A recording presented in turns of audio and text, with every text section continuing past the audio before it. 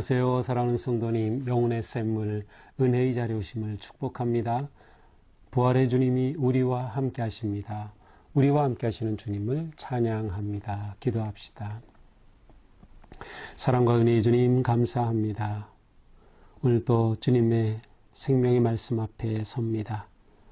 오늘 주시는 말씀, 우리 마음을 새롭게 하고 우리 믿음의 삶이 힘을 얻고 하나님의 거룩한 부르심 앞에 순종하며 나아가는 거룩한 길이 될 수 있도록 성령님 말씀을 통하여 역사하시고 인도하여 주시옵소서.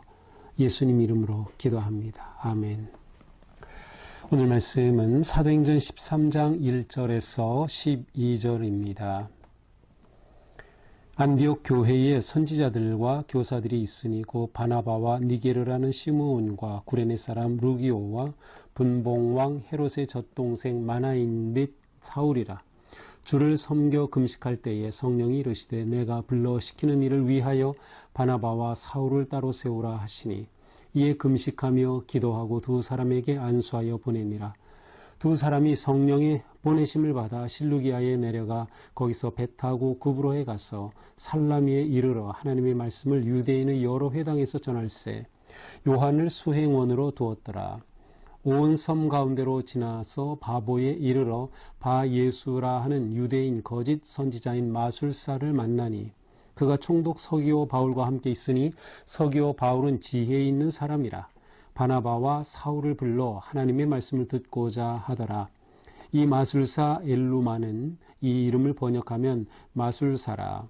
그들을 대적하여 총독으로 믿지 못하게 힘쓰니 바울이라고 하는 사울이 성령이 충만하여 그를 주목하고 이르되 모든 거짓과 악행이 가득한 자요 마귀의 자식이요 모든 의의 원수요 주의 바른 길을 굽게 하기를 그치지 아니하겠느냐.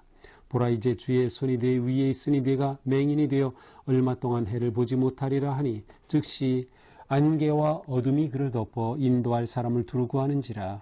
이에 총독이 그렇게 된 것을 보고 믿으며 주의 가르치심을 놀랍게 여기니라. 아멘. 자, 이제 오늘 말씀으로부터 사도행전은 새로운 시작이 새롭게 시작됩니다. 자, 지리적으로는 바로 복음이 이방 세계로 퍼져나가는, 그래서 이제 안디옥을 기점으로 해서 퍼져나가는 그러한 출발이 되고, 인물로는 바울이라고 하는 사람이 등장하면서 바울의 선교 사역이 핵심이 되는, 그래서 지금까지는 베드로 중심이었다면 그리고 예루살렘 교회가 중심이었다면 이제부터는 이방 사역을 향해 나아가는 그러한 바울의 사역 중심으로 되어 있습니다. 그리고 실제로 베드로에 대한 언급은 이제 이 13장 이후에는 거의 나오지 않고요. 15장에서 한 번 정도 나올 그러한 정도입니다. 자, 이렇게 새로운 시작은 안디옥 교회에서부터 하나님께서 그것을 기지로 삼으셨어요. 그것을 센터로 삼으셔서 그것에서부터 출발이 됩니다. 1절 보죠. 안디옥 교회에 선지자들과 교사들이 있으니 곧 바나바와 니게르라는 시므온과 구레네 사람 루기오와 분봉왕 헤롯의 젖동생 마나인과 및 사울이라. 자, 1절을 시작하면서 이렇게 여러 사람의 이름이 등장하는 것을 보면 안디옥 교회에는 다양한 사람들이 있었으며 놀랍게도 다양한 사람들이 복음을 받아들이고 예수 그리스도를 믿어 그리스도인이 되었다는 사실을 알 수 있어요. 그러니까 이미 이즘에 놀라운 복음의 역사가 전도를 통하여 많은 열매가 맺어지고 있음을 볼 수 있습니다. 여기 나오는 이름들은 어떤 분들은 아마 연령순으로 했을 거다 이렇게 보기도 하지만 뭐 정확한 것은 아닙니다. 바나바는 우리가 앞에서 보았지만 그의 땅을 팔아서 교회에 헌금하고 그것으로 많은 사람을 구제했던 초대교회의 아주 훌륭하고 존경받는 지도자 바나바. 니게르를 하는 시몬, 니게르는 흑인이라는 뜻입니다. 흑인 시몬인데 아마도 이 니게르 시몬은 마가복음 15장 21절에 나오는 바로 그 시몬과 같은 사람일 것으로 봅니다. 구레네 사람 시몬, 예수님의 그 십자가를 억지로 지고 갔던 바로 그 사람이 아닐까 생각합니다. 또한 구레네 사람 루기오와 분봉왕 헤롯의 젖동생 마나엔. 자, 헤롯은 아주 사악하고 정말 포악한 그런 왕의 가문이었는데 이 젖동생이 여기서 그리스도를 믿고 그리스도인인 이 놀라운 사실이 나옵니다. 젖동생이라는 것은 어릴 때 함께 자랐다라는 뜻이에요. 그러니까 이 사람은 귀족이라고 할 수 있습니다. 마나엔. 그 다음 사울이다. 바로 우리가 잘 아는 바울이죠. 자, 이렇게 여러 사람들이 안디옥 교회에 아주 훌륭한 그리스도인들이었습니다. 여기 보니까 선지자들, 교사들이라고 되어 있으므로 이미 안디옥 교회에는 사도 외에 선지자로 불려지는 그러한 사람들이 세워져 있었고 또 교사로 세워진 사람들이 있었음을 알 수 있습니다. 그리고 이미 우리는 앞에서 봤지만 예루살렘 교회에서 이미 집사를 세워서 구제하는 일을 하게 했죠. 하지만 그들이 단지 구제만이 아니라 스데반처럼 아주 놀랍게 말씀을 전하고 설교하는 그러한 대단한 사람들이었던 것을 알 수 있습니다. 자, 2절 이렇게 이 안디옥 교회에서 주를 섬겨 금식할 때 주를 섬겨 이것은 예배한다는 뜻이에요. 섬긴다 같은 단어입니다. 그래서 세 번역은 제대로 번역이 되어 있어요. 그래서 예배하며 금식할 때라고 되어 있어요. 맞습니다. 예배하고 금식할 때. 자, 안디옥 교회가 무엇을 했어요? 예배했다. 예배가 굉장히 초대교회의 핵심, 그러한 성도들이 하나가 되고 사역을 향해 나아가는 일에 있어서 공동체 핵심을 이루는 가장 중요한 것이 바로 예배였습니다. 자, 예배하며 금식할 때 성령이 이르시되, 성령이 주어가 성령이죠. 계속해서 우리는 사도행전을 통해 사도행전이 곧 성령 행전인 것을 보여주고 있어요. 성령님이 지금도 주도하고 계시고 이 말은 곧 성령 충만한 교회로 계속 이어지고 있다라는 것을 보여주는 겁니다. 내가 불러 시키는 일을 위하여 바나바와 사울을 따로 세우라. 자, 성령님께서 예배 가운데 말씀하신 겁니다. 바나바와 바울을 따로 세워라. 자, 따로 세워라. 무엇을 위해? 전도를 위해.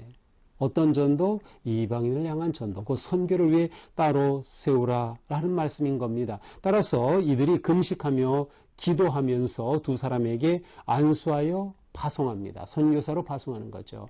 안수하여 파송합니다. 안수하였다는 것은 이미 앞에서도 두 차례 나온 바 있어요. 7 집사를 세울 때 안수하여 그들을 집사로 세웠고요. 또 베드로, 요한이 사마리아 지역에 가서 안수할 때 성령이 임한 것을 우리가 보았어요. 여기서 안수하여 이 둘을 선교사로 보냅니다. 여기서 안수한다라고 하는 것은 구별한다, 구별하여 세운다라는 것이에요. 사역을 위임하는 것이죠.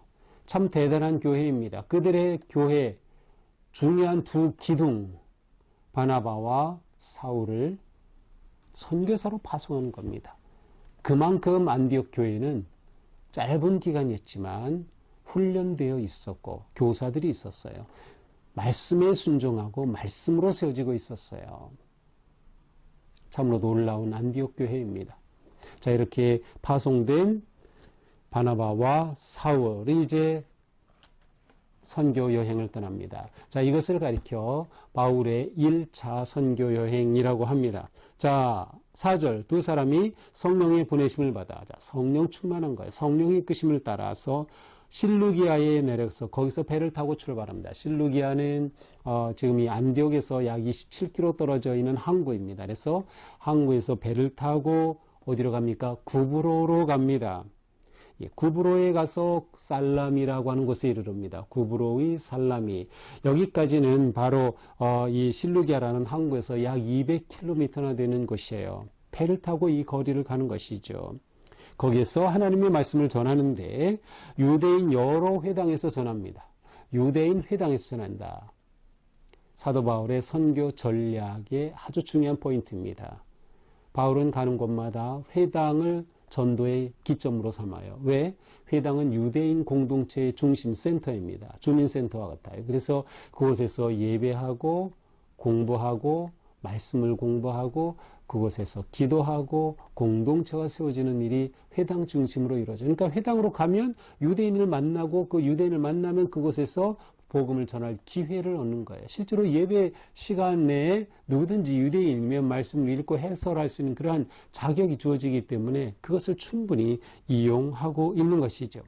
실제로 우리는 앞에서 사울이 다메섹에서도 회당에서 복음을 전했다는 것을 이미 봤어요. 바로 놀라운 전략이죠. 자, 이렇게 해서 유대인 여러 회당에서 전하는데 요한을 수행원으로 뒀더라. 이 요한은 마가 요한을 말합니다. 마가 요한이 수행원으로, 보조자로 함께 따라간 겁니다. 이 마가는 바울과 함께 떠난 바나바의 조카였습니다. 그러니까 바나바의 조카인 마가 요한이 함께 수행원으로 떠났던 것이죠.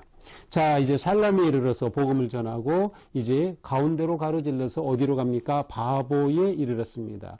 원래 바보는 이 구브로라고 하는 큰 섬, 지금의 키프로스이죠. 이 구브로라고 하는 큰 섬의 옛날 수도가 바로 이 바보였습니다. 그런데 이 바보라는 곳으로부터 수도가 옮겨졌어요. 어디로? 살라미로 옮겨졌어요. 그래서 바보는 이 당시에는 점점 퇴락해가는 그러한 곳이었습니다. 그런데 이곳에 이르렀을 때 바예수라라고 하는 유대인 마술사를 만납니다. 박수무당입니다. 이 바예수라고 불려지는 이 사람은 박수무당으로서 이곳의 총독의 자문관이었어요. 그 총독이 누굽니까? 7절에 나오는 총독 서기오 바울. 이 사람도 이름이 바울이네요. 근데 서기오 바울이라고 하는 이 사람이 총독이에요. 그리고 이 박수무당인 바예수는 바로 그의 자문관 역할을 하고 있었던 거죠. 자, 그런데 이 총독 서기오는 아주 지혜로운 사람이에요. 생각할 줄 아는 사람. 그래서 사울을 불러서 하나님의 말씀 듣기를 요청합니다. 자기가 먼저 요청한 거예요. 그러니까 이미 사울이 하나님의 말씀을 전하고 복음 전하는 소식이 다 들린 거죠. 아, 그래? 나도 그럼 사울의 말을 들어보자. 그래서 하나님의 말씀을 듣고자 하는 것입니다. 이렇게 하자 이 총독의 자문관이었던 바예수, 8절에서는 마술사 엘루마라고 나오는데 사실은 엘루마라고 하는 단어 자체가 마술사라는 뜻이에요. 마술사. 혹은 해몽가라는 뜻이에요. 이 엘루마, 그 바예수가 방해를 하는 겁니다. 총독이 사도 이 바울의 말씀을 듣고 믿지 못하게 막 방해를 하는 겁니다. 그러자 바울이 성령 충만하여 이 사람을 보고 그를 책망합니다. 자, 9절에서 바울이라고 하는 사울 이렇게 나오죠. 사도행전에서 처음으로 바울이라는 이름으로 등장하는 것입니다. 네, 우리는 바울과 사울이 원래 같은 이름이라는 것을 알 수 있었죠. 유대식으로는 사울이었고 로마식으로는 바울입니다. 그래서 이제부터는 바울 중심으로 바울의 이름으로 왜? 로마 이름을 가지고 로마가 통치하는 온 세계 이방 지역으로 복음을 전하는 겁니다. 자, 이렇게 바울이라고 하는 사울이 성령이 충만하여 이 박수무당 엘루마 바예수를 보고 책망합니다. 이 모든 거짓과 악행이 가득한 자요, 마귀의 자식이요, 의의 원수요, 주의 바른 길을 굽게 하기를 그치지 아니하겠느냐? 서기오 바울이 믿으려고 하는 것을 방해하는 그에게 멈춰라 라고 말합니다. 그러자 바울의 말대로 놀라운 일이 일어납니다. 주의 손이 네 위에 있으니 네가 맹인이 되어 얼마 동안 해를 보지 못하려. 너 보지 못하게 된다. 그 순간 그는 정말 보지 못하게 됐어요. 눈이 완전히 가려졌어요. 그래서 스스로 걷지 못하고 누군가의 인도를 따라 자기 좀 누가 데려다가 달라고 그렇게 구하는 신세가 되고 말았습니다. 바로 이 놀라운 표적을 보고 서기오 바울 총독이 어떻게 했어요? 믿으며 주의 가르침에 놀라니라. 바울이 전한 이 복음을 믿으면서 주의 가르침에 놀라게 되었다. 자, 이렇게 바보라고 하는 곳에 이르러 총독 서기오에게까지 복음이 전해지고 또 그 복음의 열매, 전도의 열매가 맺힌 것을 보여주고 있습니다. 자, 오늘 말씀을 보면서 우리는 이 안디옥 교회에 대해 우리는 집중하게 됩니다. 정말 안디옥 교회, 진정한 교회, 참된 교회, 거룩한 교회, 살아있는 교회, 진정한 교회의 본이 되는 안디옥 교회입니다. 안디옥 교회의 특징이 어떻게 드러납니까? 첫째로 이 안디옥 교회는 넓은 마음을 가진 교회였어요. 이 안디옥 교회는 다양한 사람들이 들어와 있어요. 넓은 마음을 가지고 있기에 이들은 서로 협력하는 거죠. 협력하여 복음의 사역을 이루는 것입니다. 그러니 이들이 협력하여 바울과 바나바를 선교사로까지 파송하는 겁니다. 열린 교회, 열린 마음. 이게 영어로는 이제 inclusiveness라고 하는데, 차별하지 않고 누구나 다 들어오는 교회. 이러한 교회가 되는 것이 굉장히 중요합니다. 우리 교회에도 다양한 사람들이 들어올 수 있어야 합니다. 다양한 배경을 가진 사람들이 다 들어올 수 있어야 합니다. 장로교인들도 있고, 침례교인, 성공회 교인, 심지어 천주교인도 우리 교회에 들어오셔서 우리와 함께 신앙생활하고 우리의 친구가 되죠. 우리는 열린 교회, 또한 다양한 사람인 만큼 서로 협력하고 한마음이 되는 것이 굉장히 중요합니다. 이렇게 될 때 교회가 진정한 교회로 세워지게 되는 것이죠. 또한 안디옥 교회는 교회가 하는 가장 중요한 것을 놓치지 않았어요. 바로 예배입니다. 그들은 예배를 중요하게 여겼어요. 그래서 그들은 모여 예배하며 심지어 예배할 때 금식까지 하며 예배를 합니다. 그때 놀라운 일이 일어나죠. 성령이 그들에게 말씀하시는 겁니다. 그렇습니다. 성령님이 말씀하시는 교회인 겁니다. 하나님의 말씀이 살아있는 교회. 이것이 정말 중요해요.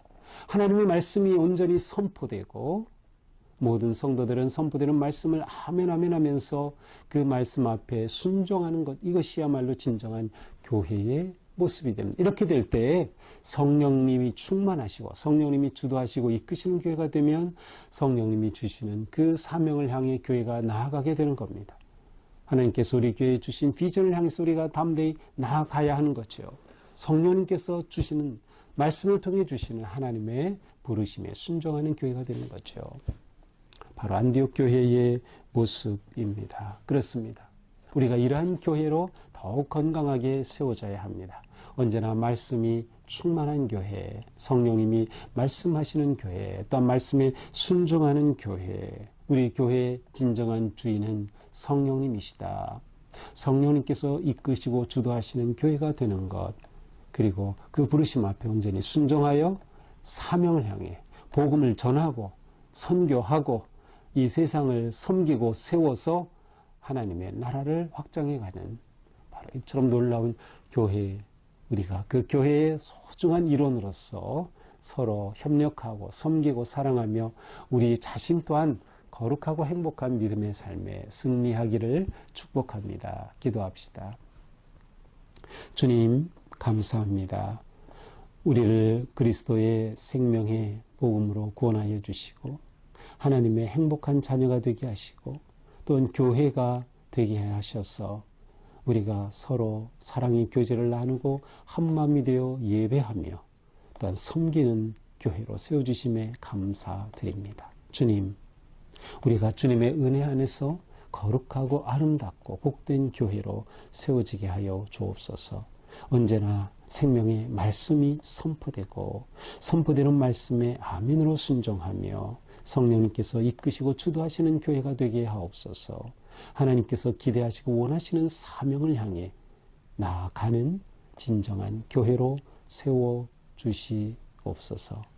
우리가 이러한 교회 행복하고 감사하며 우리 또한 복된 믿음의 삶 승리하게 하여 주옵소서. 예수님 이름으로 기도합니다. 아멘. 네, 오늘도 주님의 은혜 안에서 우리 삶이 이처럼 아름답고 거룩하고 행복하기를 축복합니다. 사랑합니다.